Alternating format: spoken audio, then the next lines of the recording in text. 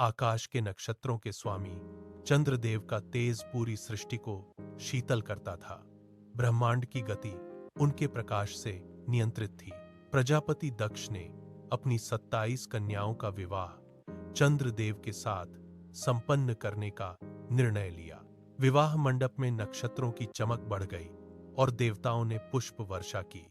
दक्ष ने अपना हाथ आगे बढ़ाया और चंद्रदेव की आंखों में देखते हुए एक कठोर शर्त रखी।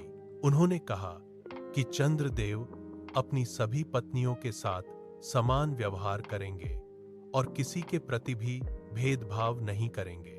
चंद्रदेव ने अपना सिर झुकाया और इस वचन को स्वीकार किया। उस समय आकाश में चारों ओर उत्सव का वातावरण था। चंद्रदेव ने अपनी 27 पत्नियों का हाथ थामकर उन्हें अपने लोक में प्रवेश कराया।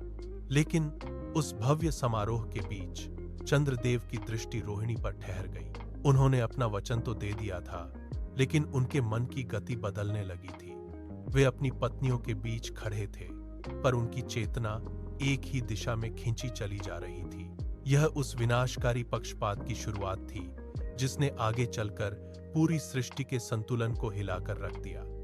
वे पत्नियों के साथ महल में आगे बढ़े, लेकिन उनके कदमों की लय में अब समानता नहीं थी। महल के गलियारों में सन्नाटा पसर गया। चंद्रदेव ने अपना सारा समय रोहिणी के कक्ष में बिताना शुरू कर दिया। वे घंटों रोहिणी के साथ बैठे रहते, जबकि बाकी 26 पत्नियां अपने महलों में अकेली रह गईं। उन्होंने कई बार दूतों के माध्यम से चंद्रदेव को संदेश भेजे, लेकिन चंद्रदेव ने उन संदेशों को बिना पढ़े ही एक तरफ रख दिया। वे रोहिणी के साथ वार्तालाप में इतने लीन थे कि उन्हें बाहर की दुनिया का भान ही नहीं रहा। 26 पत्नियों ने अपने महलों की खिड़कियों से आकाश की ओर देखा, जहां चंद्रदेव का प्रकाश केवल एक ही दिशा में केंद्रित था। उनकी आंखों में आंसू थे। उन्होंने अपनी व्यथा को साझा किया और अंत में निर्णय लिया कि वे अब और प्रतीक्षा नहीं करेंगी। वे सब एक साथ मिलकर रोते हुए अपने पिता दक्ष के पास पहुंची। उन्होंने दक्ष के चरणों में गिरकर अपनी उपेक्षा की कहानी सुनाई। दक्ष ने अपनी पुत्रियों के कांपते हुए हाथों को पकड़ा। उनकी आंखों में क्रोध की ज्वाला धधक उठी। उन्होंने अपनी पुत्रियों को सांत्वना दी और तुरंत चंद्रदेव के महल की ओर प्रस्थान किया। उनके कदमों की आहट से आकाश में कंपन होने लगा। दक्ष चंद्रदेव के कक्ष का द्वार झटके से खोलते हैं। भीतर का वातावरण रोहिणी के साथ बिताए गए समय के कारण भारी था। चंद्रदेव चौंक कर पीछे हटते हैं, लेकिन दक्ष की तमतमाती आंखें उन्हें जमने पर मजबूर कर देती हैं। दक्ष का हाथ हवा में उठता है और वे गरजते हैं। उनकी आवाज से महल की दीवारें थरथराने लगती हैं। दक्ष कहते हैं, तुमने मेरे वचन का अपमान किया है। तुमने समानता का धर्म छोड़कर पक्षपात का मार्ग चुना है। अब यह तेज, जो पूरी सृष्टि को शीतलता देता था, तुम्हारे अहंकार के साथ ही समाप्त होगा। दक्ष का क्रोध अंतरिक्ष में एक लकीर की तरह फैल जाता है। वे श्राप देते हैं कि तुम्हारा तेज हर दिन क्षीण होता जाएगा। जैसे ही ये शब्द हवा में गूंजते हैं, आकाश का रंग बदलने लगता है। तारे अपनी चमक खोने लगते हैं और ब्रह्मांड में एक गहरा सन्नाटा पसर जाता है। चंद्रदेव का शरीर कांपने लगता है। उनका प्रकाश अचानक सिमटने लगता है। धरती पर वनस्पतियां मुरझाने लगती हैं और समुद्र का जल स्तर ऊपर नीचे होने लगता है। विनाश की आहट हर दिशा में महसूस की जा रही है। दक्ष पीछे मुड़कर नहीं देखते और तेजी से बाहर निकल जाते हैं। पीछे केवल चंद्रदेव का फीका पड़ता हुआ अस्तित्व रह जाता है। अगले ही दिन से चंद्रदेव का प्रकाश एक पतली रेखा में सिमट गया।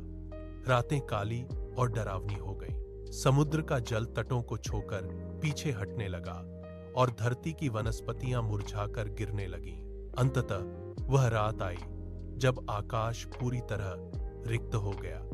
चंद्रमा का कोई चिन्ह शेष नहीं था। यह पहली अमावस्या थी। चंद्रदेव को अपनी भूल का बोध हुआ। वे देवताओं की सभा में गए, लेकिन दक्ष का श्राप अभेद्य था। वे वहां से सीधे हिमालय की ओर चल पड़े। बर्फ की चोटियों के बीच उन्होंने एक एकांत गुफा चुनी। उन्होंने अपने शरीर को स्थिर किया और आंखें बंद कर ली। उन्होंने अन्न और जल का त्याग कर दिया। उनकी तपस्या की तीव्रता से हिमालय की कंदराएं कांपने लगीं।